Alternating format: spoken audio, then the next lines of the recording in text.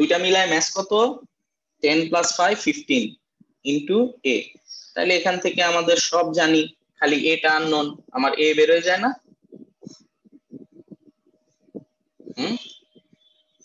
a হচ্ছে আমার আসে কত 2.2 newton, sorry 2.2 metre per second square. আচ্ছা নেক্সট বি তে আমাকে কি বললো, find the tension in the string. এখন হচ্ছে আমরা এ যেহেতু জেনে গেছি, এখন আমরা বি কে কনসিডার করি, ঠিক আছে? কনসিডারিং বি, বি কে যদি কনসিডার করি, বি এরও মুভমেন্ট উপরে, তাহলে আপ মাইনাস ডাউন, আপে কে আছে, আপে কয়টা ফোর্স আছে কেউ বলো? Tension force. Tension, right, tension ফোর্সটা আছে। আর আপে আর কিছু আছে?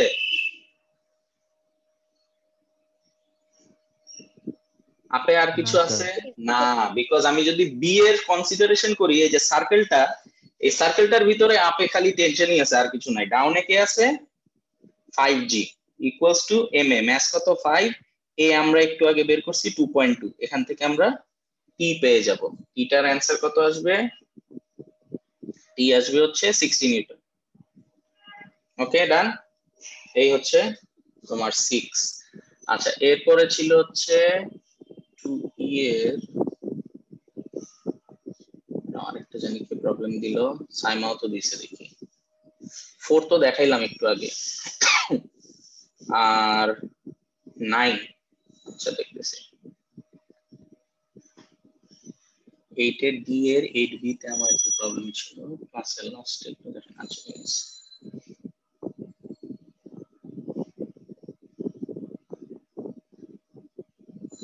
উপজিত আছে, হ্যাঁ উপজিত। তোমার এট দ্য রেট দিলে তোমার নাম আসে না, আমি কি করব?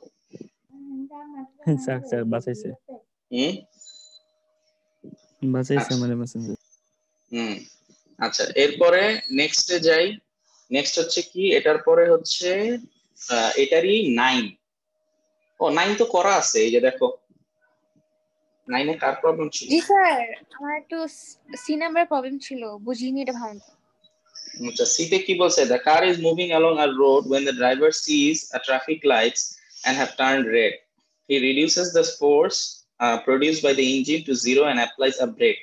তার মানে আগে যেটা ফরওয়ার্ড ফোর্স ছিল 1200, এখন উল্টা এটা বন্ধ করে উল্টা ডিরেকশনে সে আবার ফোর্স অ্যাপ্লাই করা স্টার্ট করছে, আর ওই ফোর্সটা হচ্ছে F নিউটন।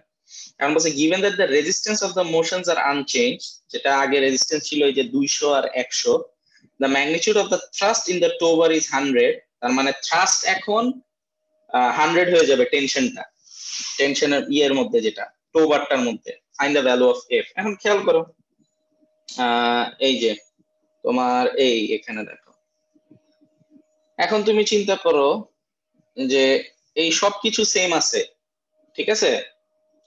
আমি এখানে আমার কাছে আননোন কি কি, আমার কাছে আননোন এ আননোন, টি বলা আছে, আর এফ টা দরকার আমার, রাইট? তাহলে আগে তো আমাকে এটা বাইট করে আনতে হবে, তারপরে গিয়ে আমার টেনশন নিয়ে কাজ করতে হবে। এখন খেয়াল করে দেখো, আমরা এইটা করছিলাম হচ্ছে লাস্ট পার্টটা নিয়ে, ওকে? সো এটা নিয়ে করছিলাম। তো এখন এটার মধ্যে দেখো, আমি যখন তোমার গাড়িটা, আচ্ছা এটা আমি এভাবে দেখাই, গাড়িটা যখন ফরওয়ার্ড ফোর্সে যাবে, সামনে আগাচ্ছে, তোমার গাড়ি একটা ব্রেকিং ফোর্স পিছনের দিকে অ্যাপ্লাই করলো। এখন তুমি আমাকে বলো তো যে এটা যদি এ হয়, এটা যদি বি হয়, এই যে এই মাঝখানে যে থ্রাস্টটা, এই থ্রাস্টটা এর উপরে কোন ডিরেকশনে অ্যাপ্লাই হবে? কে বলতে পারবে এটা? সাইমা বলো তো দেখি। লেফটে। লেফটে, রাইট।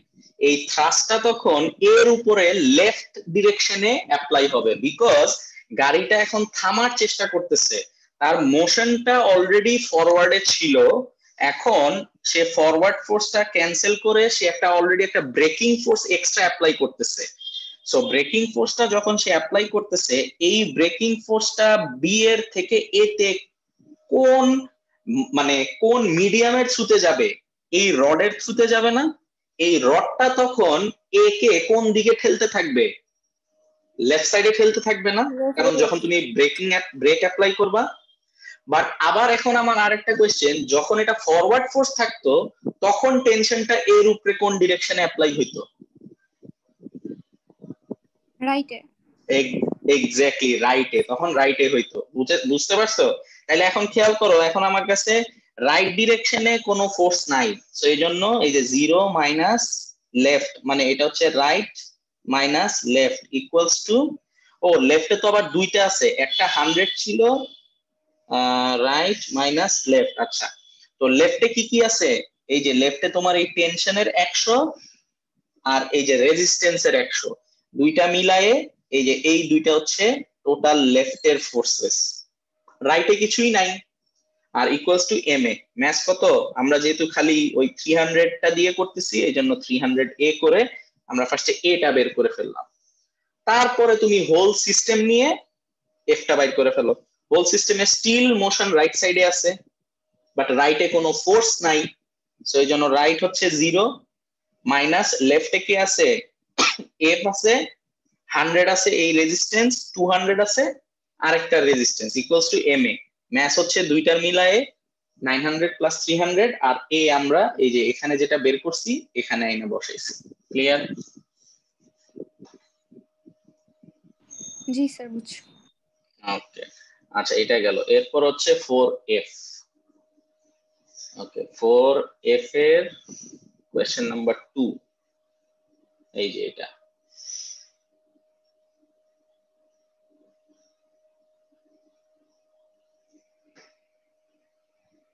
ওকে, 4f এর আগে কোয়েশ্চেনটা দেখো কি বলছে।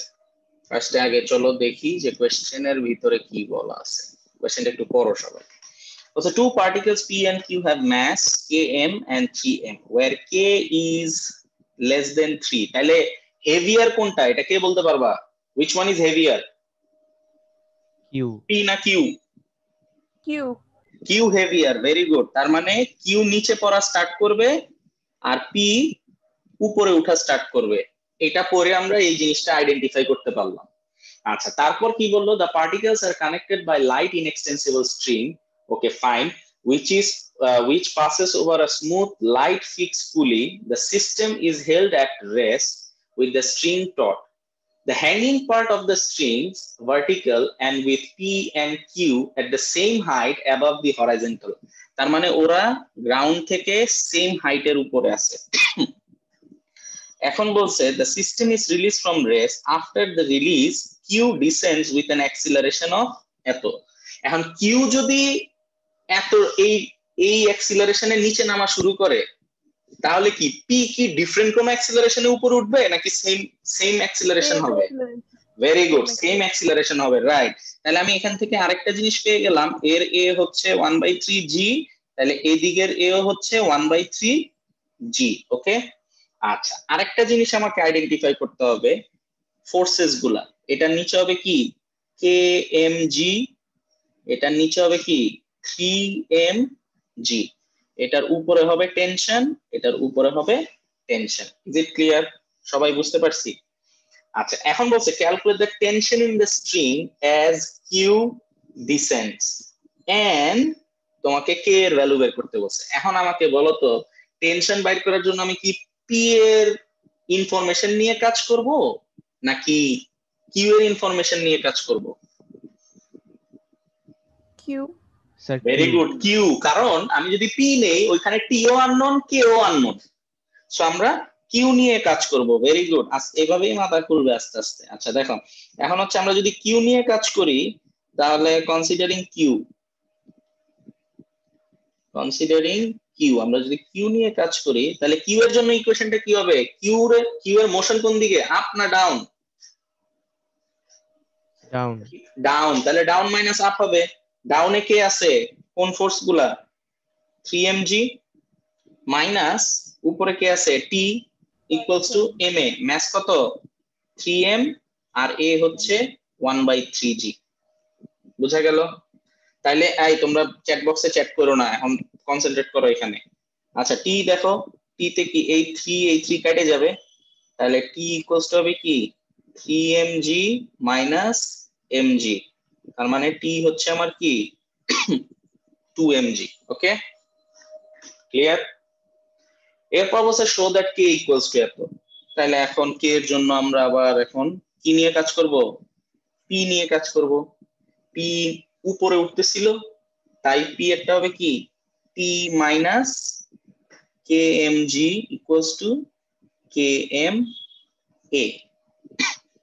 তাহলে টি এর ভ্যালু আমরা জানি 2mg minus k m g equals to k m a কত দেওয়া 1/3g, রাইট? তাহলে সাইড চেঞ্জ করি। সাইড চেঞ্জ করার আগে আমরা যদি এমটা কমন নিয়ে নেই, তাহলে 2g minus kg equals to K by 3g into M. তো এম এম কেটে যায় না? ও আমরা তো সাথে জিটাও কেটে দিতে পারি, তাই না? আমরা তো জিটাও কেটে দিতে পারি।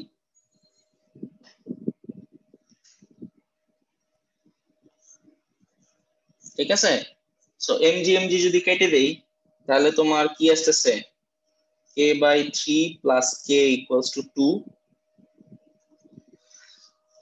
তাহলে এখন দেখো তো কে ইকুয়ালস টু ওই যে কি জানি শো করতে বললো, কে ইকুয়ালস টু 1.5 শো হয় নাকি দেখো তো, একটু সলভ করে দেখো তো কে ইকুয়ালস টু 1.5 শো হয় নাকি।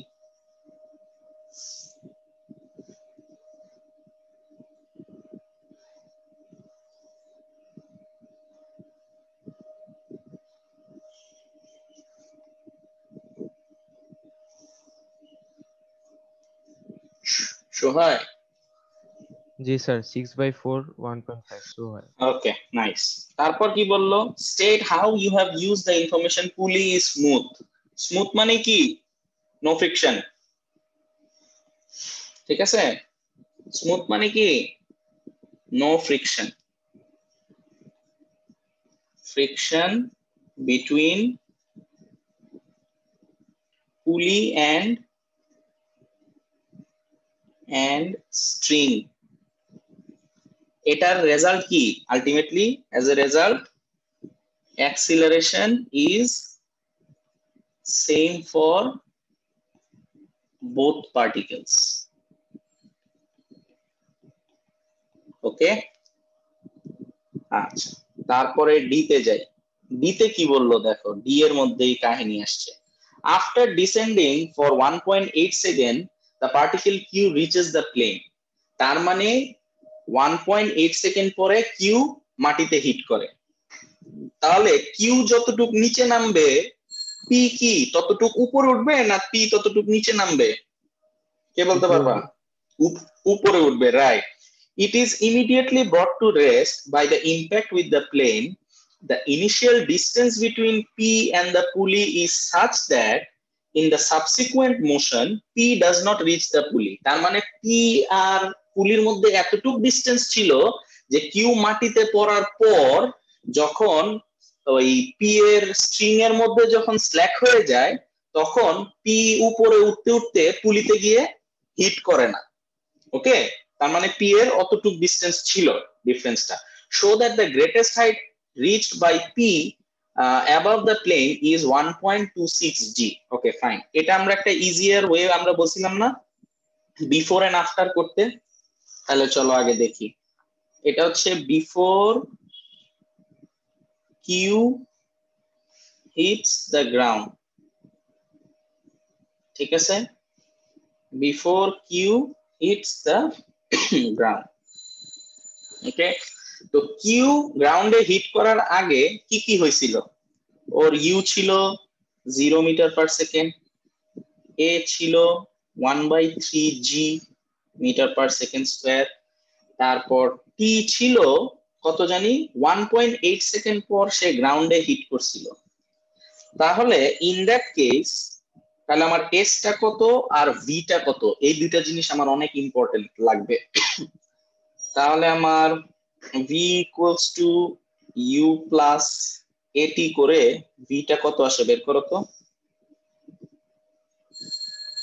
Into 1.8 in terms of G তে রাখবা 1/3 ইন্টু 1.8 কত আসে দেখো তো।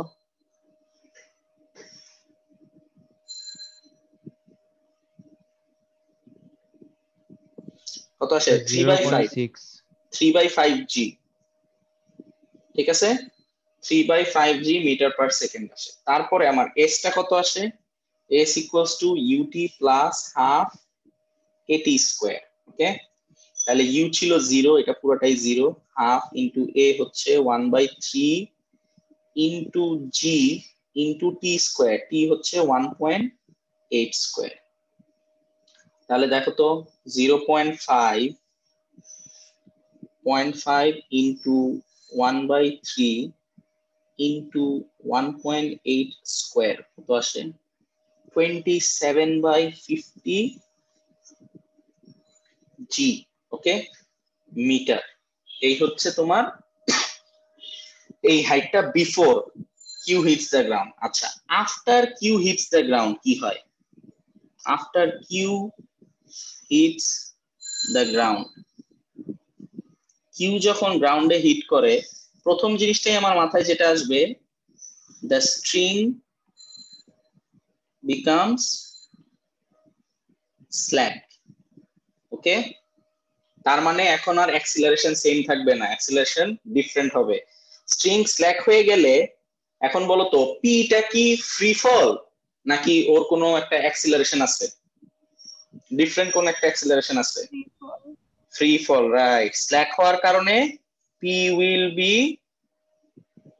মুভিং এগেইনস্ট গ্র্যাভিটি, ঠিক আছে? তাহলে আমার এখানে এ কত হবে, মাইনাস জি। ওকে, আচ্ছা আমার ইউ কত হবে, ও বেসিক্যালি কিউ গ্রাউন্ডে হিট করতে করতে যেই ভেলোসিটিটা গেইন করছে সেই ভেলোসিটিটাই এখন পি এর ইনিশিয়াল ভেলোসিটি হবে, which is 3/5 g metre per second. আর একদম গ্রেটেস্ট হাইটে উঠতে উঠতে at max height কি 0, V is equals to 0. v equals 0, very good, v equals 0। এখন তাহলে আমার কি দরকার, s টা দরকার না? তাহলে আমরা v square equals u square plus 2as use করতে পারি, ঠিক আছে? v হচ্ছে 0, u স্কয়ার হচ্ছে কত 3/5 g whole square plus 2a আমার কত মাইনাস g ইনটু s কত, s টাই তো আমি বের করব, রাইট? তাহলে এখানে দেখো সাইড চেঞ্জ যদি করি তাহলে এটা minus 9/25 G square equals to minus 2g into s, এটা হয় না? তো একটা জি কেটে দিতে পারি না? মাইনাস মাইনাস কেটে দিতে পারি না? তাহলে s ইকুয়ালস টু কত আসে দেখো তো, ওই যে কত শো করতে বলছিল 1.26 জি, দেখো তো 1.26 জি হয় নাকি 9/25? 9/50 আসে মনে হয়। হ্যাঁ দেখো তো, 9/50 কিন্তু এটা তো হইলো না তো, 1.25 তো তাহলে এটা তো জিরোর কম আসবে, তাই না? ও না, ঠিকই আছে, কত আসে দেখো, কত আসে এটা পয়েন্টে, মানে পয়েন্টে না ইয়েতে কত আসে, 9/50 9/50 জি, রাইট? এখন একটা জিনিস একটু খেয়াল করে দেখো, আমাকে বলছে greatest height above the ground, so basically P originally গ্রাউন্ডের কতটুকু উপরে ছিল, 27/50 জি মিটার উপরে ছিল না? হ্যাঁ, তো কিউ যখন এখান থেকে নিচে নামলো 27/50 জি, পি কি 27/50 জি উপরে উঠবে না? এটা কি আমরা লজিকে মিলে? যখন কিউ 27/50 জি নিচে নেমে যাবে, পি কি 27/50 জি উপরে উঠে যাবে না? আচ্ছা, এখন আমাকে বলছে কি হাইটটা কোনটা বের করতে, in metre reach by P above the plane is 1 point. Plane কোনটা? প্লেন হচ্ছে গ্রাউন্ড, তাই না? এই গ্রাউন্ডটা হচ্ছে, এটা হচ্ছে প্লেন। সো এটা ও মাটিতে পড়ার পর পর এই জায়গা থেকে সে আরো কতটুক, ওর ভেলোসিটি 0 হইতে হইতে সে আরো 9/50 g উপরে উঠছে। তাহলে প্লেন থেকে ওর হাইট একদম ম্যাক্সিমাম হাইটে, this one was his maximum height, এটা হচ্ছে ওর ম্যাক্সিমাম হাইট। তাহলে এই ম্যাক্সিমাম হাইট ওর প্লেন থেকে কতটুক দূর? ডিস্টেন্স ফ্রম প্লেন, তাহলে কত হবে? 27/50 g plus 27/50 g plus 9/50 g। দেখো তো এটা 1 পয়েন্ট ইয়া হয় নাকি?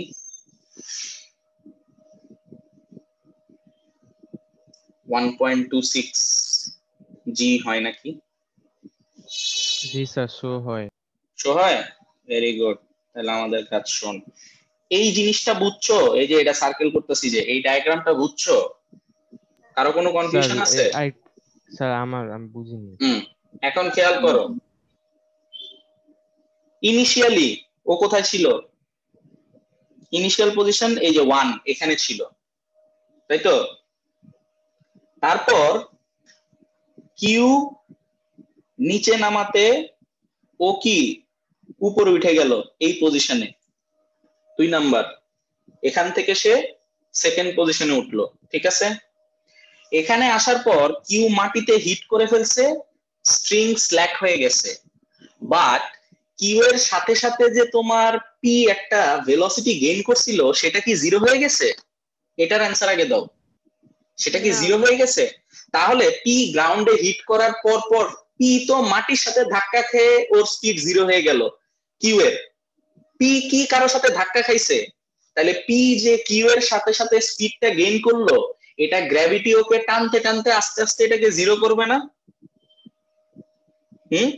গ্র্যাভিটি টানতে টানতে এটা 0 করবে না?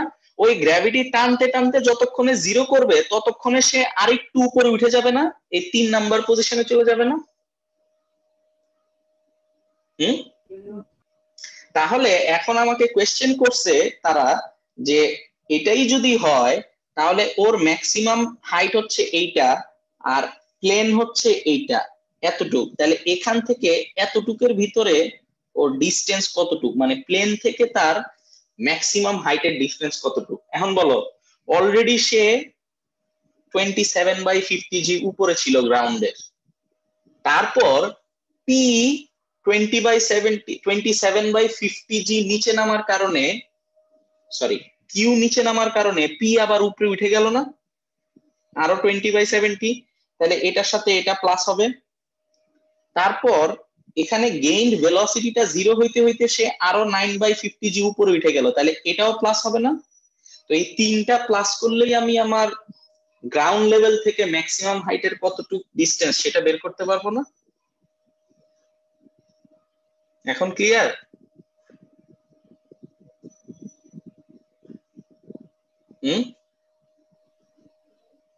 তিনটা কেন অ্যাড হইলো এটাই তোমাকে বুঝতে হবে। তিনটা কেন অ্যাড হইলো, কারণ অলরেডি সে একটু একটা গ্রাউন্ডের উপরে ছিল, তারপর ও নিচে নামার কারণে ও আরো এতটুকু উপরে উঠছে, তারপর গেইনড ভেলোসিটির কারণে